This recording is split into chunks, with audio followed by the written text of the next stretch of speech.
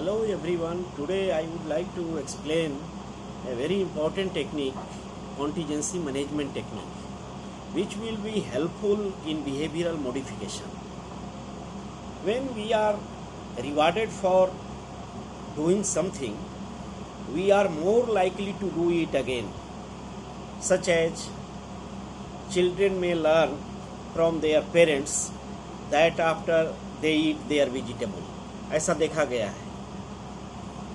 This is concerned with behavioral psychology, and this is systematic and consistent use of this principle, especially in treatment of drug addiction, alcohol abusers, and children with behavioral problems.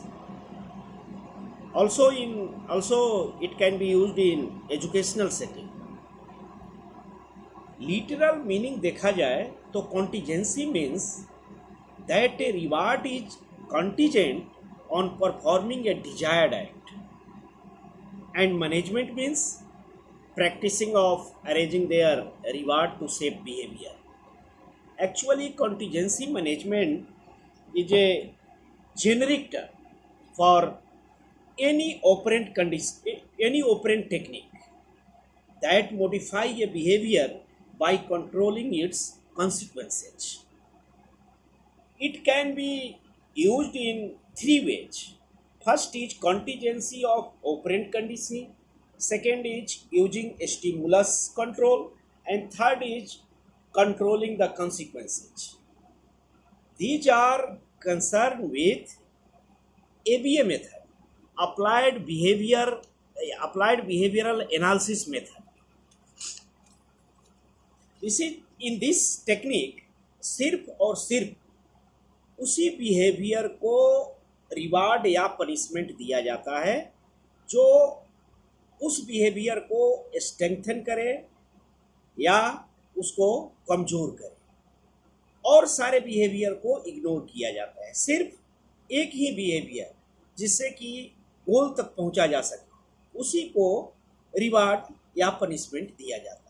There are various types of procedure involved in contingency management, or various types of techniques in contingency management, such as shaping, timeout, contingency contracting, response cost, and token economy program. There are 5 important techniques. First is shaping. Shaping means this is also called success approximation. यह new behaviour develop करने की एक procedure है. इसी के द्वारा new behaviour develop हो जाता है. ऐसा बिहेवियर जो डिजायरेबल बिहेवियर बने, उसे ही रिइंफोर्स करना, that is the shaping. Any act that resemble the ultimately desired behaviour, और यह बिहेवियर सेलेक्टिव बिहेवियर होगा. जो भी बिहेवियर होगा सेलेक्टिव बिहेवियर होगा. Gradually enhance this selective behaviour with perfect reinforcement. तब जाकर फाइनली व्यक्ति उस डिजायरेबल बिहेवियर को करने में कैपेबल होगा. This technique was first introduced by B.F. Skinner. This is a method for training by which successive approximation towards a target behavior through reinforcement. इससे guidance और डायरेक्शन दोनों मिलता है. एक तरह की उसकी कहते हैं लोग कि शेपिंग की जाती है, माने उसको उस अनुरूप ढाला जाता है कि वह फाइनली उस बिहेवियर को करने में कैपेबल हो जाए. हाउ टू यूज दिस, इसको कैसे यूज किया जाता है? इसको करने के लिए 4 स्टेप्स हैं. फर्स्ट स्टेप है कि पहले आइडेंटिफाई कीजिए, identify the desirable behaviour or determine the goal. Second is identify the present behavior, and third is list the steps that will leads to final desirable behavior, and last is select a reinforcement to use in this. माने किस तरह का reinforcement आप use करने जा रहे हैं. ये 4 स्टेप्स में ये शेपिंग बिहेवियर होता है. इस शेपिंग बिहेवियर का इतना ज़्यादा इम्पोर्टेंस है कि यहाँ तक कि म्यूट सिजोफ्रेनिक भी इससे ठीक हुए हैं और वो बोलने लगे। फोबिक पेशेंट में बहुत सारा सुधार हुआ है, स्टूडेंट के हैबिट्स में सुधार हुआ है। ऐसे मेंटली रिटार्डेड बच्चे जिनको एक्टिविटीज ऑफ डेली लिविंग की प्रॉब्लम्स है, उनकी एक्टिविटी ऑफ डेली लिविंग में सुधार हुआ है through this type of shaping. Alzheimer patient के एडीएल में सुधार हुआ है। It can be used as rehabilitation technique. बच्चों के गाइडेंस में यदि आप चाहें तो यूज कर सकते हैं। यदि थोड़ी सी किरण उसको दिखाई दे तो उस किरण को और ज़्यादा बढ़ाया जा सकता है।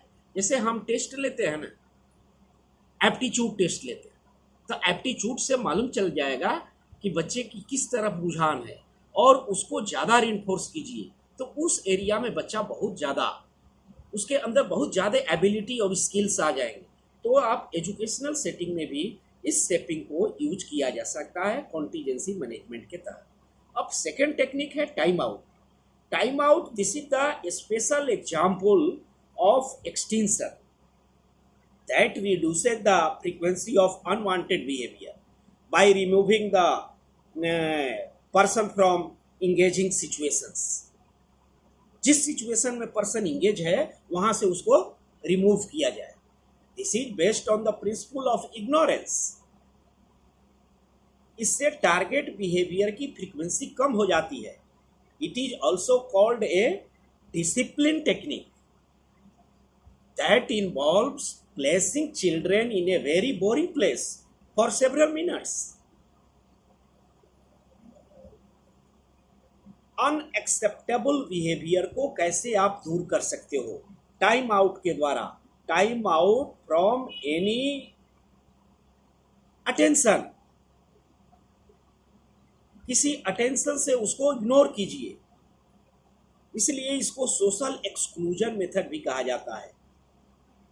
Which is the form of behavior modification that involves temporarily separating a child from a environment।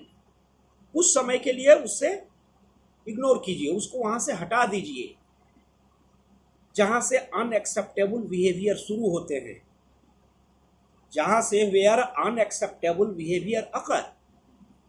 यदि हम कहेंगे कि आप एक काम गलत कर रहे हो और फिर दोबारा करना शुरू करोगे तो तुमको बाजार नहीं ले जाएंगे, यानी टाइम आउट कर दिए, तुमको फंक्शंस में नहीं ले जाएंगे। तो इससे वो जो गलत कार्य कर रहा है बच्चा वो करना छोड़ देता है।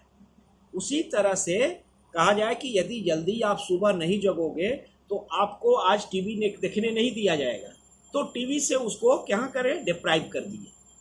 उसी तरह से पेशेंट पर भी ये लागू हो सकता है, जिससे कि उसको थोड़ा बहुत पनिशमेंट दिया जाए इसके लिए। थर्ड है contingency contracting. This is the type of intervention that is use to increase the desirable behaviour और डिक्रीज द अनडिजायरेबल बिहेवियर। यह एक प्रकार का कॉन्ट्रैक्ट है, एक तरह का कॉन्ट्रैक्ट है। जैसे टीचर स्टूडेंट के बीच कॉन्ट्रैक्ट है, थेरेपिस्ट और क्लाइंट के बीच कॉन्ट्रैक्ट है, उसके बाद फैमिली का कॉन्ट्रैक्ट है, पेरेंट्स और बच्चे के बीच कॉन्ट्रैक्ट है। इस तरह के कॉन्ट्रैक्ट डिसाइड किए जाते हैं। फॉर्मल रिटेन एग्रीमेंट होता है। It may be implemented for marital distress, family disruption, drug abuse and obesity problem. It specify the target behaviour and the conditions under which the behavior will occur। जैसे parent और child inter into a contingency contract to get the child to finish his homework before dinner time। एक इस तरह के contract में आए child और parent कि आप ये कर दोगे तो इसके अंडर आपको ये सुविधा दी जाएगी। It specify the target behaviour, और यदि नहीं करोगे तो आपका कॉन्ट्रैक्ट में जो पनिशमेंट होगा वो दिया भी जाएगा। It specify the target behaviour and the conditions under which the behaviour will occur. जैसे पेरेंट और चाइल्ड दोनों के बीच इस तरह के होते हैं। There are 5 component in typical contract. First तो responsibility, decide the responsibility for both person, client and therapist, parent and child. इस तरह का एक कॉन्ट्रैक्ट की रिस्पॉन्सिबिलिटी भी होनी चाहिए, दोनों की responsibility. Second, make a system for monitoring the compliance. आप कितना उसका ओबे कर रहे हैं, कितना आप उसका पालन करते हैं, इसकी मॉनिटरिंग होनी चाहिए। Third is bonus for accomplishment, and fourth is reward for fulfilment, and fifth is penalty for failure. तो इस तरह के 5 इसके कंपोनेंट्स, इन कंपोनेंट्स के द्वारा ही यह कंडक्ट किया जाता है contingency contracting. Fourth is response cost. Response cost, this is a punishment contingency that involves the loss of reward or privilege which some undesirable behavior is performed। जब कोई अनडिजेरेबल बिहेवियर करेगा तो उसे रिवार्ड नहीं दिया जाएगा, उसे कोई प्रिविलेज नहीं दिया जाएगा, कोई छूट नहीं दिया जाएगा। जैसे आप ट्रैफिक का पालन नहीं करोगे तो आपको कुछ ना कुछ पेनाल्टी लगेगा, मिसबिहेव करोगे तो आपको खेलने की इजाज़त नहीं दी जाएगी, आपको कहीं ले नहीं जाएंगे। इस तरह की रिस्पॉन्स कॉस्ट इस तरह की डिसाइड की जाती है, और इसी से response cost method have been used to decrease the frequency of many clinical problems such as smoking हो गया, सेल्फ एब्यूज हो गया, एग्रेशन हो गया, ओवर ईटिंग हो गया, और एकेडमिक प्रॉब्लम में भी ये यूज किया जाता है। जैसे यह निगेटिव रिइंफोर्समेंट है, एक तरह का एक निगेटिव रिइंफोर्समेंट है, इसलिए सभी स्कूल इस पर एग्री नहीं होते हैं।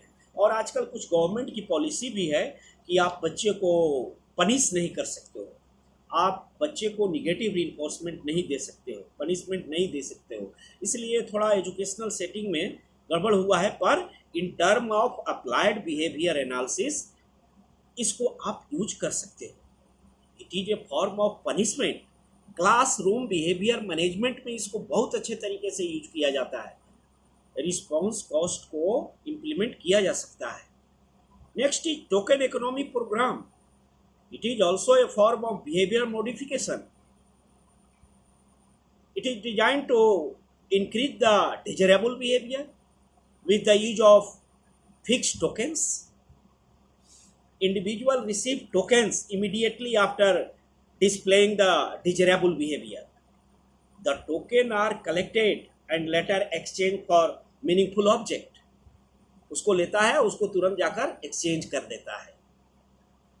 This is the technique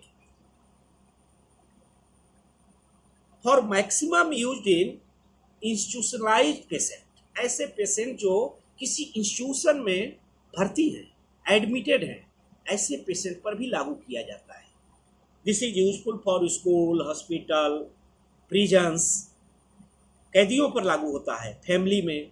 in this technique the reinforcers are symbol और token that can be exchange for other reinforcers. यह ऑपरेंट कंडीशनिंग प्रिंसिपल पर आधारित है, उसी पर बेस्ड है। There are 4 components of token economy program। First इसका component है कि इसका एक पहले लिस्ट बनाइए, make a list of target behaviour that you want to modify this. जिसको आप मॉडिफाई करना चाहते हो, ऐसे टारगेट बिहेवियर का एक लिस्ट बनाइए। जैसे कोई बच्चा अटेंशन पे नहीं कर रहा है, तो उसको कैसे अटेंशन पे किया जाए, इसके लिए आप एक बना सकते हैं आइडिया कि उसको कुछ टोकन देकर कर सकते हैं। तो इस तरह से एक प्लानिंग पहले कीजिए, जिसमें कि आपका एक टारगेट गोल हो, आपका सेट हो। दूसरा, मीडियम ऑफ एक्सचेंज, मतलब पार्टिसिपेंट में earn by performing the desirable behaviour such as, जैसे बच्चों को जो एक्सचेंज करते हैं उस तरह के बिहेवियर को करते हैं, वो कैसे एक्सचेंज करेंगे अपने टोकन को, such as gold star and colour stickers बच्चों को दिया जाता है। उससे कितने खुश हो जाते हैं कि आपने इतना अच्छा काम किया है तो आपको ये स्टार स्टिकर इस तरह के दिए जाते हैं। एक जैसा ये भी टोकन इकोनॉमी प्रोग्राम्स है। इस तरह के टोकन इकोनॉमी प्रोग्राम को यूज कर सकते हैं, इंस्टीट्यूशन में भी हम इसको यूज कर सकते हैं। बैकअप रीइंफोर्सर्स भी होता है। बैकअप रीइंफोर्सर्स में कुछ गुड्स और कुछ सर्विसेज का होता है, कुछ सामान या कुछ सेवा, goods and services for which token में भी एक्सचेंज। आप टोकन दीजिए, कुछ सामान खरीद लीजिए, आप टोकन दीजिए, आपको कुछ चीज़ में छूट मिल जाएगी, या आपको कुछ रिक्रिएशनल एक्टिविटी में छूट दी जाएगी, आपको खेलने के लिए दिया जाएगा, आपको घूमने के लिए दिया जाएगा, आपको सिनेमा देखने के लिए दिया जाएगा। इस तरह से गुड्स और सर्विसेज में भी ये टोकन एक्सचेंज किए जाते हैं। इस टेक्निक को एडल्ट पर भी लागू कर सकते हैं। This technique is also applicable for schizophrenic patient जो इंस्टीट्यूशंस में है और करीब करीब वो ठीक होने के कगार पर है, पर वो कैसे जाने कि उसके बिहेवियरल एस्पेक्ट ठीक हैं। उनको कुछ पैसा दिया जाए तो सचमुच में दुकान से वो चीज़ों को खरीद पाएंगे कि नहीं खरीद पाएंगे। तो इसलिए उनको एक टोकन दिया जाता है, उसी हॉस्पिटल में दुकान है और उस दुकान से वो टोकन को एक्सचेंज करते हैं, या तो खाने पीने के सामान लेते हैं या कुछ इस तरह की चीज़ों को एक्सचेंज करते हैं। तो इस तरह से पेशेंट पर भी लागू कर सकते हैं। It is useful for psychiatric rehabilitation, aggression control में यूज होता है। उसके बाद सब्सटेंस एब्यूजर पर इसको यूज किया जा सकता है। बैड हैबिट को छुड़ाने में यूज किया जा सकता है टोकन इकोनॉमी प्रोग्राम को। आप प्रॉपर वे में आप में कितना रिफॉर्म हुआ, आप में कितना सुधार हुआ, इसके लिए टेस्ट करने के बाद टोकन इकोनॉमी आपको प्रोग्राम कुछ आपको इस तरह की प्रिविलेज मिलेगी, आपको कुछ छूट मिलेगी। Overall these contingency techniques are helpful in behavioral modification। ये बहुत ही पावरफुल टेक्निक है बिहेवियरल मॉडिफिकेशन का, contingency management technique. Thank you.